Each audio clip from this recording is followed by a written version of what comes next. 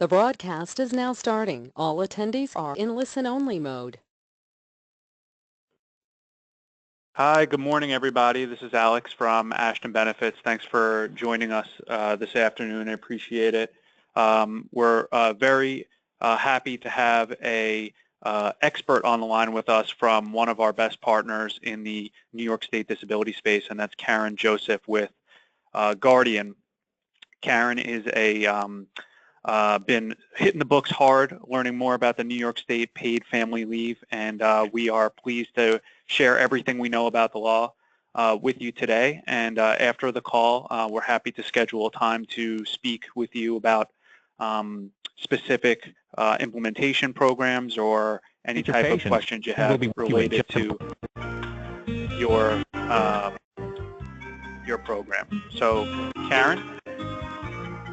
Yeah, I'm hearing some music in the background. It sounds like someone put us on hold. I am going to try and mute that. Okay. Love beautiful music.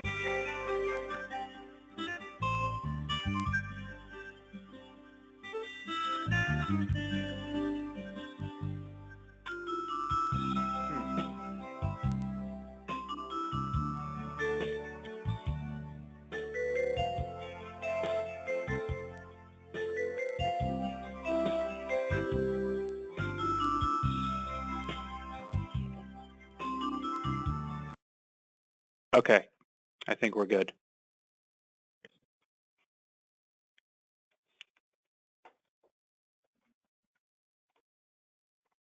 Yeah. Karen? Yep. Can you okay, hear me? I think we're good. Yes. Okay. All right, wonderful. So, I just wanted to thank everyone for joining today. I just wanted to preface this by stating that the Workers' Comp Board has yet to actually put out the final PFL regulation. So much of this is really based upon the current proposed final regs. There were some revisions to the final regs that the Workers' Comp Board has put out. So again, much of this is based upon, what we've received so far.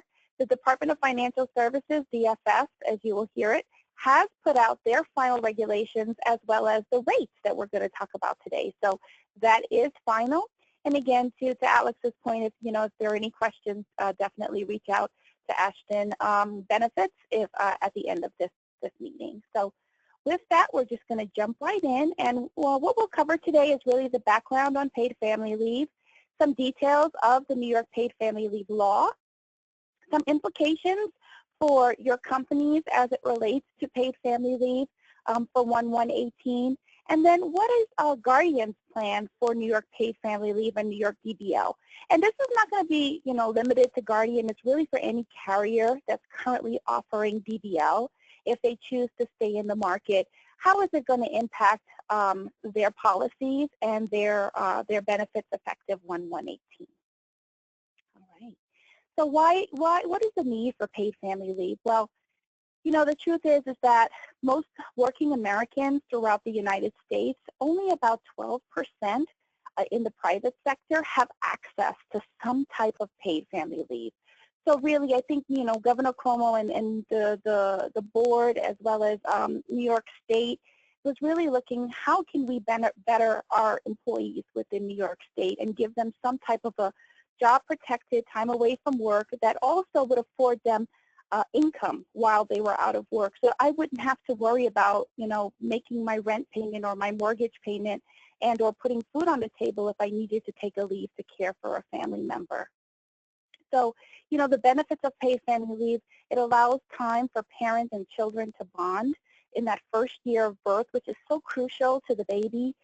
It allows for that time. Also helps women stay in the labor force. You're going out on leave for maternity leave and then bonding with a child, or even caring for a child, moms and dads who are going out to care for their family members as well.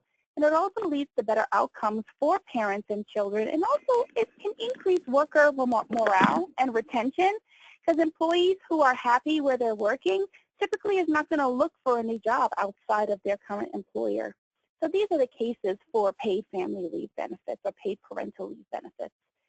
So New York is joining other states that have some type of a paid family leave we see that California has paid family leave, which was enacted back in 2002 and went into effect in 2004.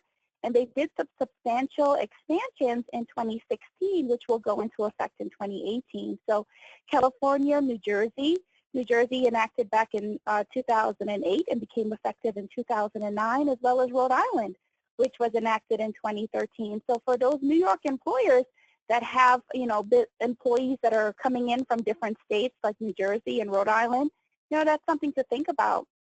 But then also, we've seen legislation that's come out from Washington, D.C., as well as Washington's actual paid family leave was updated. It was enacted many years ago, but it was never funded. But we are looking for it to actually go into effect by 2020. So that is also something to think about. And then there are some other states that are looking at some type of paid family leave, like Vermont, Connecticut, Maryland are just some to name. So what is the benefit what is it looking like effective 1/1/18? So it is going to increase over the next 4 years. So just from a job protection perspective and the length of benefit, employees are going to start off with 8 weeks of job protected time away from work with a max benefit of up to 50% of their average weekly wage. And it is capped based on the statewide average weekly wage. And then it's going to increase over the next 4 years to 12 weeks of job protection by 2021 with a 67% max benefit by 2021. And then the New York State average weekly wage is actually put out every year around by July of each year. So we are expecting that the average weekly wage that was provided by New York State of $1,305.92 will continue through 2018, and then we would see the new statewide average weekly wage, which would take effect for 2019. All right. So what are the reasons I can take paid family leave for? I could take it for a family member with a serious health condition, and a family member is defined as a child, a parent, parent-in-law, grandparent, a grandchild, spouse, or domestic partner. Also, I can take it to bond with a newly born child or a newly placed child through adoption or foster care. And what's really important with the bonding piece is that I could take it within the first year of that birth or placement. Also, I can utilize paid family leave for military duty, but it's not for myself. That's covered under USERRA. This is for a family member who has a qualifying exigency. And that's really if a spouse, domestic partner, child, or parent is maybe being deployed to active duty, and I want to take some time off from work to prepare for that family member who's being deployed, or maybe I have a active duty military member who's coming home for rest and recuperation. I can utilize the leave that way as well. So the definition of a serious health condition is very similar to the federal FMLA definition. It's inpatient care, illness or injury, an impairment, physical or mental, which would require me to not perform, meaning that the family member, I need to take time off for that family member who has that serious health condition. So continuing treatment or supervision by a healthcare provider is important. And then there's also the healthcare provider must certify that the family member meets that definition of a serious health condition. Okay, so what you're seeing in the reasons for taking leave, I cannot take paid family leave for myself. If I am going out for myself, that is still covered under New York DBL. The paid family leave is truly to care for a family member, to bond with a child, or for the military expansion. All right. Some additional information on maternity and paternity leaves, because you heard me say that births or placements that occurred in 2017 would be eligible for New York paid family leave in 2018 because I have to take that, I can take that leave within the first year of the birth or placement. So let's say I had a baby in March of 2017, I have up until March of 2018, as of 1/1/18, to take that bonding time with the baby. And that's regardless of if I've already exhausted all of my my FMLA, my federal FMLA. Now, under maternity, paid family leave does not cover pre-birth activities. So let's just say mom was put out very early in her pregnancy. She's put on bed rest. in that situation, that would be covered under her New York DBL because she is out for her own condition. But once the baby is born, she has two options. She could either continue on her DBL through her post-recovery period, which is usually between 6 or 8 weeks post-recovery, and then transition onto her paid family leave for 8 weeks to bond with her baby. Or at the point that she gives birth, she can come off of her DBL and transition to her paid family leave at that point for her 8 weeks. Now you're probably saying, well, Karen, why would she want to do that? Well, we know that the current DBL max benefit is about $170 per week. Paid family leave, I could potentially get up to $653, just depending on how much I make. So you can see the benefit of mom maybe transitioning off of one earlier. However, you cannot double dip. I can't get DBL and paid family leave at the same time. And then some employers have a short-term disability plan. So if you have a short-term disability plan on top of your New York DBL, you know, some things to consider is just taking a look at your policies or how that might impact New York paid family leave benefits, because, you know, does it offset for any kind of statutory benefit, which would include New York paid family leave. So remember, she is still disabled for her 6 or 8 weeks post giving birth. So your disability plan, your short-term disability plan outside of DBL may still cover her, but she's also collecting paid family leave because she opted to come off of DBL and go on to paid family leave. So that's where there's going to be some overlap between different policies. Okay. So who does New York paid family leave cover? It covers, it's for private employers in New York State with at least one employee, excluding the owner. And on they have at least one employee on each of 30 days in a calendar year. So really just think about it as any private employer with at least one employee would be covered under paid family leave. Now there is a provision for sole proprietors. They're eligible for voluntary coverage. They must obtain that coverage by January 1st of 2018, or they could potentially have a 2-year waiting period if they don't obtain that. So once the final regs are put out regarding sole proprietors, we'll see more definition around that. But really think about it for private employers in New York State with at least one employee. All right. So again, also from an employee eligibility, because I do need to be eligible in order to take paid family leave. So what constitutes eligibility? Well, it's for most full-time and part-time private employees. And when I say most, we'll talk about that. So if I work 20 or more hours per week, then I would need to have worked for my employer for at least 26 consecutive weeks prior to me taking leave, my first full day of leave.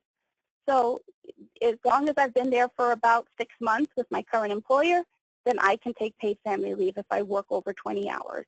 If I work less than 20 hours per week, then I'm eligible after having worked 175 work days preceding my first full day of leave. And when I say work days, it's really if I work 2 days a week, then I would need to just add those 2 days over the next 175 work days, and that would give me in a 52-week period, and then I would be considered eligible. So employee participation is not optional for private employees. So a private employee cannot come to their employer and say, hey, Mr. Employer, I don't want to participate in paid family leave. I don't have any family members. I will never take part of this benefit, so please don't take my deduction. They cannot do that. So every employee needs to participate, but there is a waiver process for a specific kind of employee. And that type of employee is someone who will never meet eligibility. So maybe you as an employer, you temporarily hire employees in the summer. 3 weeks in the summer, they work, they go back to school, or they, you just have a short-term assignment, so you need to hire some individuals. Those are individuals who will never meet the 26 consecutive work weeks or the 175 work days, depending on how many hours they work. So in those cases, those employees could potentially come to you and say, or you can say to them, well, you don't need to do a paid family leave because you're never going to meet eligibility in a 52-week period. So that waiver form is going to be developed by the Workers' Comp Board. We're expecting to receive that waiver form from the Workers' Comp Board in the coming months, definitely before January 1st.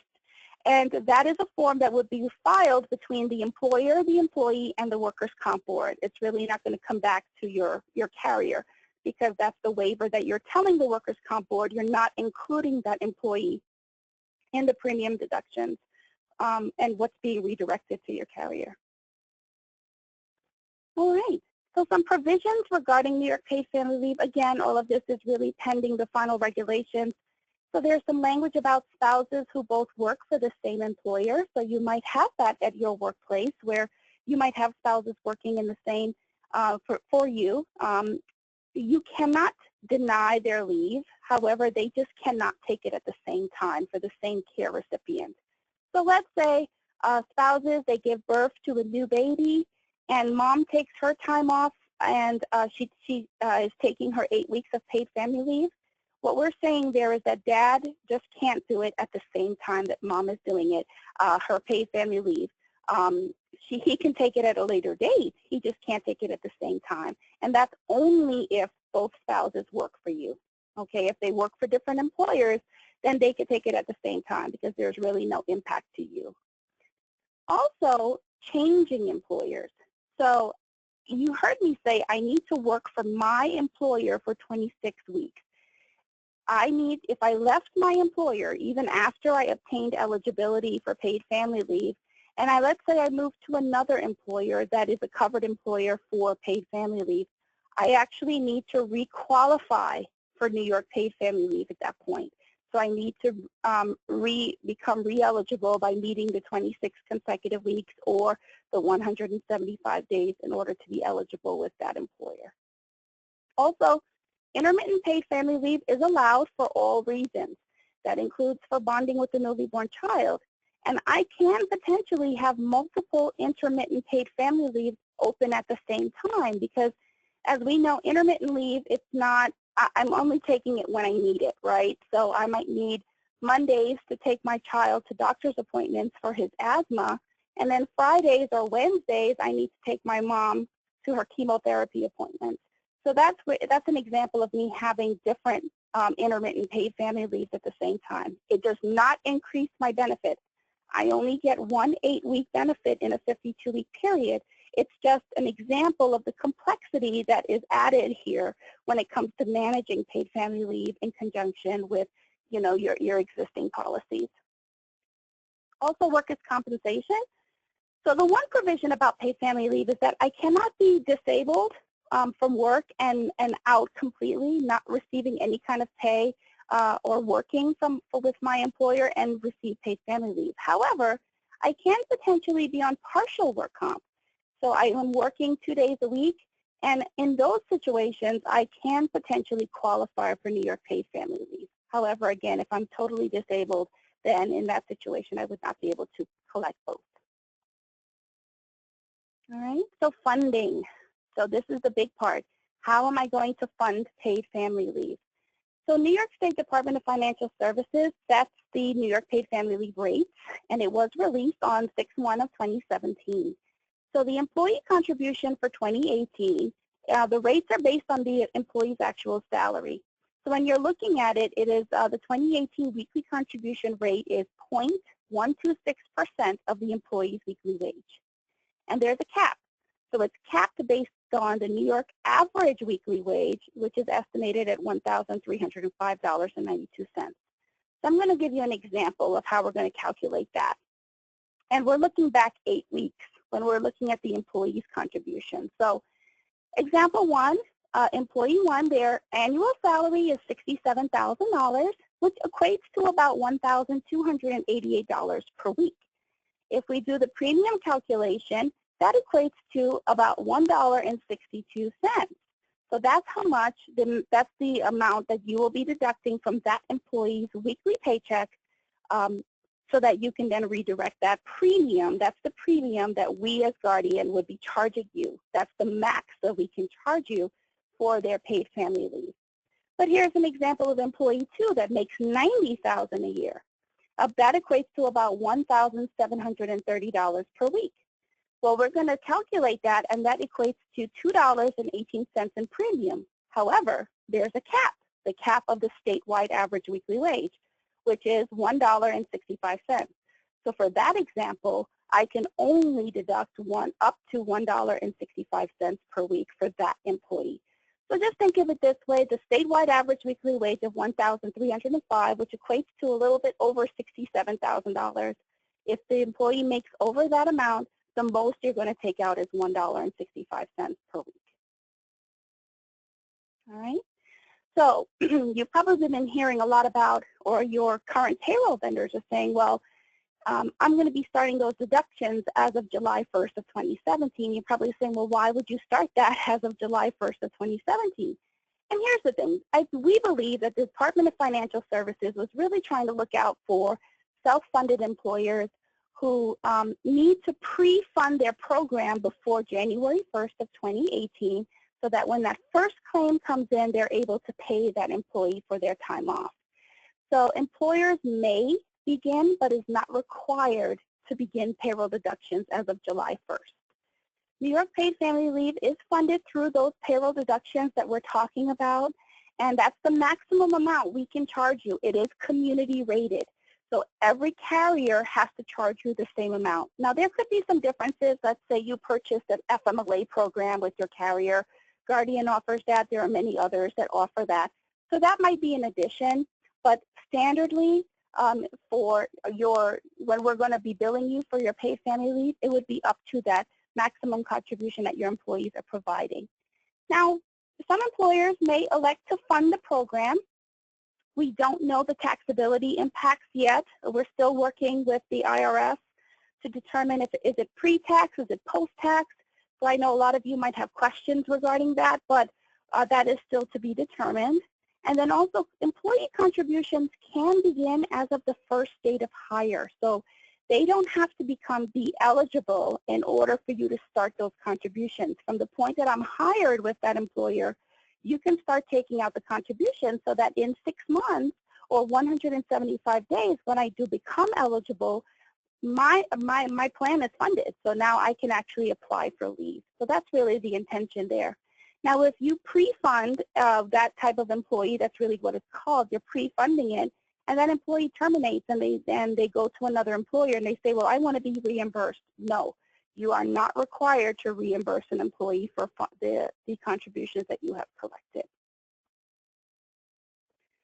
So, billing. There's different ways that different carriers will bill for New York Paid Family Leave, and you heard me talk a lot about, you know, that's the most we can charge you when it comes to the paid family leave, the administration as well as the premiums. It's whatever that weekly calculation is per week that you're taking out for the employee. That's the most that we're going to do. There is no difference regarding geographical location, employee's gender, employee's age. It is just the standard fee that the DFS has provided, and that's all we can charge you. However, from a billing perspective, for example, Guardian bills in 3 different methods. We bill on annual in advance, monthly in advance, or quarterly in arrears. So really, when it comes to when should I start my deductions out of my employee paychecks, from a Guardian perspective, for if any of you are Guardian employers, or if you have employers that have a Guardian as their DBL carrier, annual in advance billing groups will receive a bill in December. So you can actually start deductions from employees around November, so that when you get that bill, you could pay that bill for those premiums that we're requesting. Monthly, same thing. Quarterly in arrears, employers are not going to get a bill until around March of 2018. So from those perspectives, we can say you may not want to start deductions until January 1st of 2018. And just know that from a Guardian perspective, if we receive the claim, even if you have not paid your bill yet, we're still going to pay those claims. Okay, so we're just going to be waiting for you to reimburse us by giving us the monies that we're billing you for. And that's really from Guardian's perspective. If you have another carrier, they might have a different approach, and we really recommend that you go into that carrier and talking about their billing perspective. Is also your tax advisors.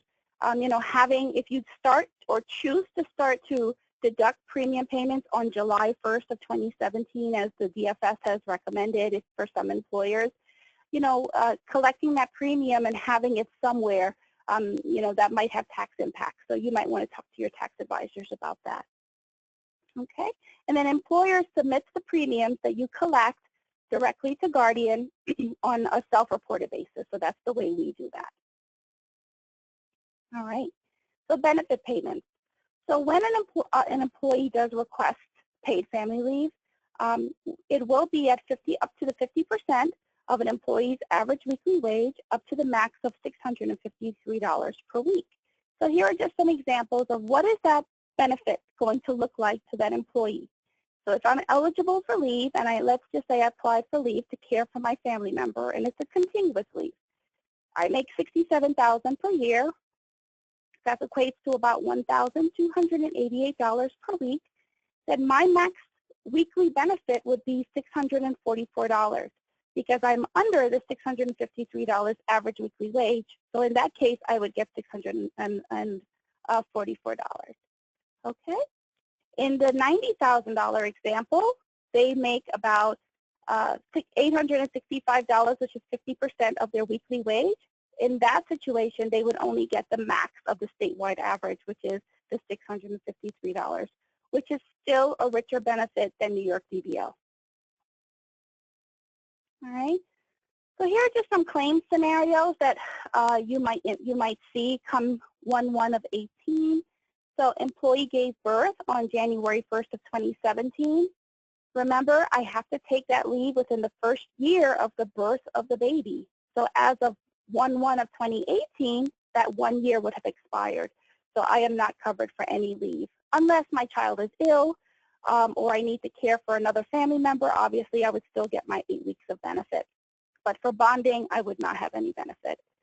However, let's say I gave birth on January 7th of 2017.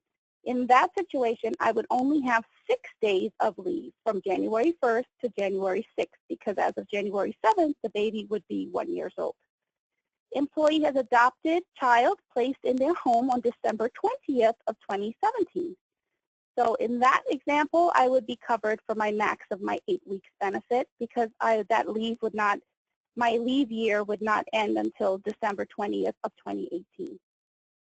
Employee breaks their leg and is unable to work.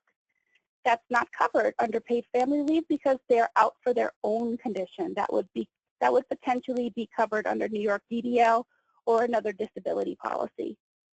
Employee needs to miss 2 days to care for a daughter with a common cold. That's not a covered reason for taking paid family leave unless that condition becomes a serious health condition. So by definition, a common cold, a flu, a toothache, things like that are not considered serious health conditions. However, they can become serious health conditions in the long run. Maybe there's comorbid factors that are presented in that family member. So in those situations, maybe that child has asthma and an asthma attack is triggered. So that might be covered, but the common cold by itself is not. Employee needs to care for a mother-in-law who undergoes chemotherapy. She would be covered for the full 8 weeks of their paid family leave in that example, because in-laws are covered under paid family leave. Okay, so what is the interaction between New York paid family leave and New York DBL benefits? My entitlement under paid family leave and New York DBL is limited to a total of 26 weeks in a 52-week period. So we know today under New York DBL, I can get 26 weeks for my disability if I go out. Let's say I fall and break my leg. As of 1/1/18, my entitlement for DBL is dependent upon what I have already taken for paid family leave and vice versa. So let's just say as of 1/1/18, I take 8 weeks to bond with my child that was born in 2017. I take my full 8 weeks and I return to work. At that point, I actually then have a disability and I file for disability. What will happen is, as your carrier, we're going to look back 52 weeks and see, has that employee already maximized their 26 weeks in a 52-week period? Well, I see they've already taken 8 weeks. So in that example, I would then subtract 8 weeks from the 26 weeks for my current disability, and I would tell that employee, you only have 18 weeks of New York DBL available to you in a 52-week period. Okay? Also, unlike New York DBL, intermittent paid family leave is allowed in full day increments. So I can take intermittent paid family leave, but I must take it in full day increments. So what, in addition, does paid family leave afford an employee other than pay? It does offer the employee job protection. And when we say job protection, it is truly when that employee returns to work, they have a right to the same or comparable position with the same leave, with the same benefits and same pay as if they had never taken leave. All right. Also, they're entitled to their group health insurance being maintained while they're on leave. So if you're an employer that's subject to current ACA guidelines and you offer some kind of health coverage under your plan, and the employee makes a premium payment, then the employee would need to continue to make that premium payment while they're on leave. They're also entitled to any changes that happen in your group health plan while they're on leave. So let's say they're out during open enrollment. They're still entitled to any changes that's happening, as well as the new rate. So if, let's say, they're out at the time that the new rate goes into effect, they would need to make those new contributions. But here's the last piece. I can suspend my health benefits while I'm on leave. Remember, I'm only making 50% of my salary on a weekly basis for paid family leave. I might not be able to afford my group health insurance. Does this happen very often in the industry? I'm going to say no, because most employees that are out to care for a family member, that family member is on their group health plan. So they need that health insurance. But they can go ahead and they can say, no, I opt to not continue my health insurance. However, when they return from leave, they must be reinstated to the group plan. Okay? Paid time off usage. So I've seen this come up a lot in my communications with brokers and plan holders and customers. What do I do if I have PTO? What can I tell employees? Can they use their PTO? So when it comes to paid family leave, New York paid family leave covers employees who may first not be protected under FMLA. And we'll talk a little bit more about FMLA because that's a whole different legislation, and there is some overlap between the two, and then there are some times when it will run concurrently. So employers may require an employee to choose between using New York paid family leave or PTO. So, but you can't compel them to use one. Very different from FMLA. In FMLA, I can say to an employee, you must use accrued available time, because FMLA by itself is an unpaid leave. However, under New York paid family leave, based on current written regulation, it's stating that an employer cannot require me to use my accrued time.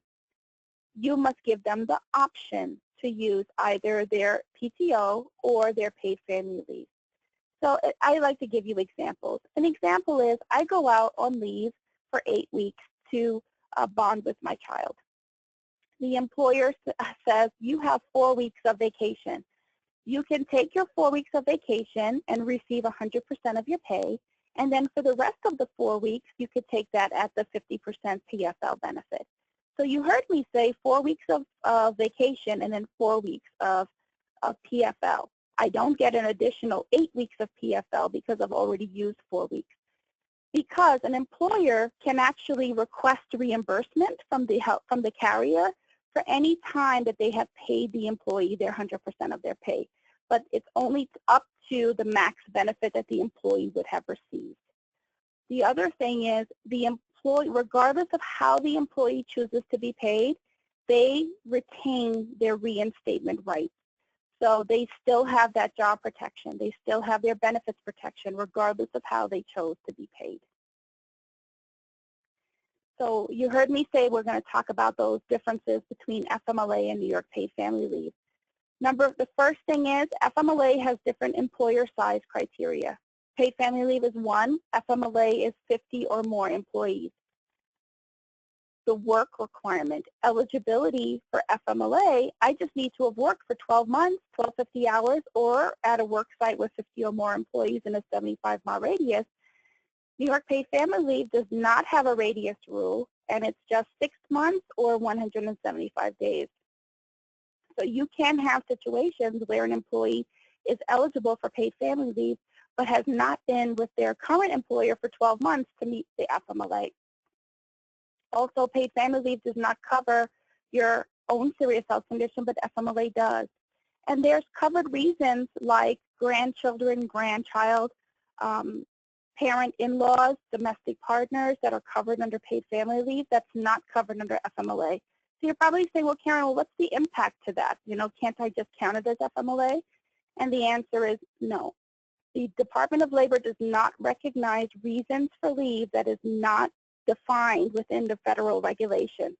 So in that example, let's say an employee goes out on leave to care for their in-law, their parent in-law, that would be covered under 8 weeks of New York paid family leave. The employee still retains their 12 weeks of FMLA for a future qualifying event. So then let's say they return to work and then they subsequently need to go out for their own condition, then they would still be entitled to their 12 weeks of FMLA because that first in-law leave was covered only under paid family leave. And then there's some discrepancies between FMLA intermittent leave, where I can take intermittent FMLA in 1 hour increments, but I have to take paid family leave in full day increments, adding to the complexity of managing both types. Remember, these are individual statutes, so you must manage them independently. You must determine eligibility independently of each other. Okay, so what are we waiting for? So some policy language and documentation. Guardian is awaiting guidance from the state, but there's some internal preliminary work that's been started in order for us to update our policies. So remember, your PFL is attached to your DDL.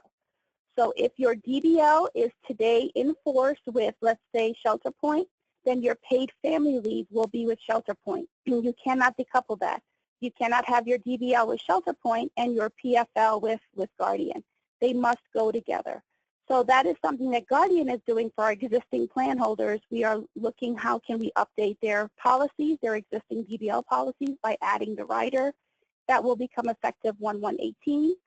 Claim forms. So there will be a separate claim form for paid family leave.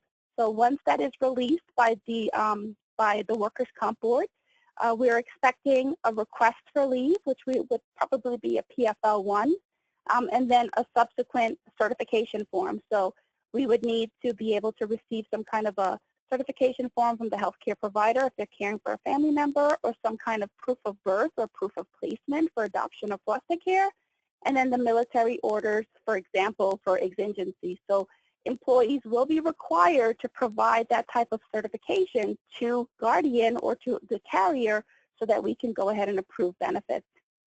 And we're still waiting some direction from the state on any specific forms that we need to provide to our customers, or even the reporting requirements that are going to be needed at a minimum to our existing customers. So just know there's going to be some specific reporting requirements, and Guardian and as well as other carriers are looking to see how we could build out our systems to accommodate for that. All right. PFL claims will be handled by Guardian DBL claims team. So if you have Guardian as your current DBL carrier, then we will go ahead and we'll just seamlessly integrate that. You'll see some type of a conversion process. Again, this is not just restricted to Guardian. It's really for any carrier that remains in the business that is doing DBL. They're going to have some type of a program or a rollout program for paid family leave. So really, talk with your carriers and see what their intentions are there. And then claims can be submitted in the same manner as DBL claims. So we're looking for that form to be provided by the state so we can go ahead and intake that claim. And then remember, maternity claims. If an employee is receiving DBL for pre-activity, for pre-birth activity, and wants to transition to her paid family leave, she does need to file a separate claim once she's decided to file for paid family leave, because we do need that PFL claim form to start the benefit. So even though she's transitioning off of DBL to paid family leave, we still need that new claim form because it is a different reason for leave. And then, because Guardian won't assume that she wants to transition. So we're still going to need to communicate with the employee. All right. So what should employers do to prepare for paid family leave? Really determine how your New York paid family leave will interact with your other leave policies that you have existing today. Do your current leave policies have language regarding some kind of a paid benefit? Do you have a paid maternity leave, a paid paternity leave?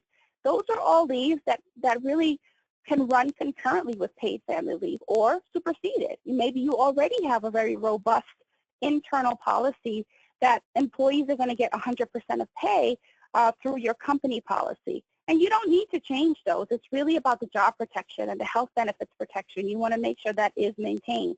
And remember, you can always request reimbursement from your carrier because we're still going to be, in essence, managing that claim for you if the employee did file for a claim. And also, think about your FMLA policies. Determine, your method of calculating leave. So there are some ways that the FMLA can be calculated: rolling forward, rolling back, calendar, fixed period of time. But paid family leave is you get 8 weeks in a 52-week period from the first date of paid family leave. So that for us in the leave world, it's alluding to a rolling forward method. So your FMLA and your paid family leave could potentially be on different calculation methods. So that's something to consider, as well as posting requirements. There are some posting requirements that's going to be required by the New York paid family leave. So once we do receive that confirmation from the DFS as well as the Workers' Comp Board, that should be available on their site, and then you'll be able to download that and provide it where you need to provide it, as well as updating your policies. Also determine whether or not you should start those deductions as of 7/1. Well, we're already at 7/17. So, really determine with your payroll vendor, with your payroll department, if there's a special code that needs to be created for that deduction. Are you going to fund it on behalf of the employee, or are you going to rely solely on employee funding? So those are some things to consider, as well as training your managers in HR that as effective 1/1/18, employees are going to be provided this leave. It is their right. So if an employee is taking leave, let's say to bond with their child or to care for an ill family member, as of 1/1/18, managers and supervisors and HR really should be thinking about directing those employees to your carrier so that they can go ahead and file that paid family leave claim, or even just HR. Direct them to HR so they can get the information. And if you have unions, review your CBAs to determine if there's some type of impact to New York paid family leave between what was collectively bargained. All right, so just so you know, from a Guardian perspective, what we're doing to prepare, we have a project team, which I'm a part of, that I read the regulations. I stay up to date. I participate in a group called Lyconi, where we work directly with the Workers' Comp Board to give our input on behalf of our plan holders as well as the industry, so that we can make an impact to New York paid family leave, because there's so many questions that are still outstanding. And we're out there working with our risk department to determine, with our actuarial teams, what is the regulation and how is it going to impact our plan holders when it comes to risk. And then also claims process. We're developing our claims workflows. And also, how do we reduce abuse? Because, the biggest thing for employers is, oh my gosh, it's just another leave that now employees are going to be able to take, and I'm not going to be able to manage my workforce. So really, it's about how do we minimize employees trying to abuse the system. There's intermittent leave that's involved. So that's really what we're here to do, to help employers with that. And then the reporting requirements that is going to need to be met, as well as to how do we update the policies for our existing plan holders, our existing customers, as we call them. All right, so there are some, Guardian has done some different webinars, and you can always visit our page and our Guardian Anytime page. But then also, if you have any questions, please contact Alex. He's a great resource for you, and he can definitely get you the answers that you would need. So we've also included some FAQs at the end of this, but I'm just going to stop here. And Alex, did you have anything else to add? No, thank you, Karen. I thought that was extremely informative. I appreciate it. If anyone on the line has any questions right now, feel free to raise your hand. Another topic we'd like to bring up is, and Karen, maybe you can provide some guidance on this, but can you talk a little bit about what Guardian is doing from a claims adjudication perspective to make sure that employers don't have to track all of these reporting requirements on their own? Is Guardian providing any assistance with respect to handling the intermittent leave or, the tracking of the employee's time off and things like that? Absolutely. So, there's two levels to our administration. The first is paid family leave and New York DBL. So when it comes to that, when your employees need a leave, they do contact Guardian if we are your carrier. By completing the form or contacting us, we'll be providing information on how employees can file a claim with us for paid family leave. But once that claim has been initiated, because there's an employee section and employer section, we do need eligibility from you in some form or fashion. What we're going to do is we're then going to track and manage that time in the sense that, again, employees are only entitled to 26 weeks in a 52-week period combined between DBL and PFL, and that includes their intermittent time. So their intermittent time, they're only entitled to 8 weeks, but we have to look at what is their weekly, how many hours do they work per week. We have to calculate that out so we can determine how many days they're entitled to. So from Guardian's approach, we are looking at it as, yes, we have to track the days that employees are taking under intermittent paid family leave. We need to communicate with you as the employer to let you know what's job protected or not. However, Guardian does also offer, as many carriers do, an FMLA service, which is leave tracking and managing. And in addition to our PFL offering with our DBL, you can purchase FMLA administration, where we would actually manage, is the employee utilizing every Friday or every Monday as intermittent paid family leave, so we can determine is there a potential for fraud or abuse. So that's where it takes it one step further, but at a minimum, we're going to definitely be tracking that time on behalf of employers from an intermittent as well as continuous perspective for both DBL and paid family leave. Great. And there was another question from one of the attendees. Can we continue to compel an employee to use PTO during FMLA if it runs concurrently with PFL? That's a great question, and our wonderful Workers' Comp Board has provided us a clarification regarding that and has indicated that requirements under the federal FMLA is separate and distinct from New York PFL. However, the New York PFL has indicated that an employer cannot require an employee to utilize their accrued and unused PTO, but they can offer them the option to use it. So I would say let's wait until the final regulations have been brought down, because that is something we've given back to the Workers' Comp Board to address, because there are many employers that is subject to both FMLA and PFL, and we need clear guidance on that. So that is a to be determined. Great. And another question, and I believe the answer is either one, but this can be employer or employee funded, correct? The employer can choose to pay for this premium on their own. Absolutely. The intention of Governor Cuomo was that this would be a minimal impact to employers. So it is the intention of New York Paid Family Leave is to be funded by employees. However, an employer can opt to fund on behalf of employees. Great. And regarding the withholdings, are they done on a pre-tax or post-tax basis? That is also a to be determined. We are still working, meaning the insurance industry as well as, Workers' Comp Board has indicated to us that those are questions that needs to be raised with the IRS and the DFS, so Department of Financial Services, so that is still to be determined. Got it. And one more question. If a group has not started tax deductions July 1st, do they have to retroactively do that, or can they start on a future date? And I believe you answered this, and they can start in a future date, but maybe you could provide a little bit more clarification on that point. Absolutely, yeah. So the one thing to indicate is that if you choose not to start funding on July 1st of 2017 and you take out at a later date, you cannot retroactively collect benefits. So the employee, they can file for leave as of 1/1/2018. Again, based on the different billing methods that your carrier might be using, annual in advance, quarterly in arrears, or monthly, really would depend on when you might want to think about starting those deductions. But remember, you can never retroactively collect premiums from an employee. Great. Are there any other questions from anyone in attendance? And we'll be providing a recording of today's meeting.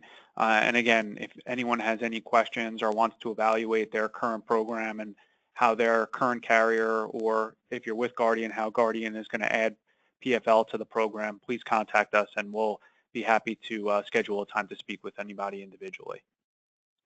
Yeah, I'm seeing one question that's come up about out-of-state employees, and there's definitions for who is considered a covered employee, and I just want to briefly go over that, Alex, if that's okay, because I know some employers Please. on the phone might have employees in other states. So, a definition of a covered employee is one who physically works in New York State. So I might live in New Jersey, but I commute into New York.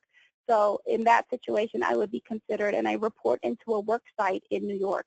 So I, therefore, I am considered covered.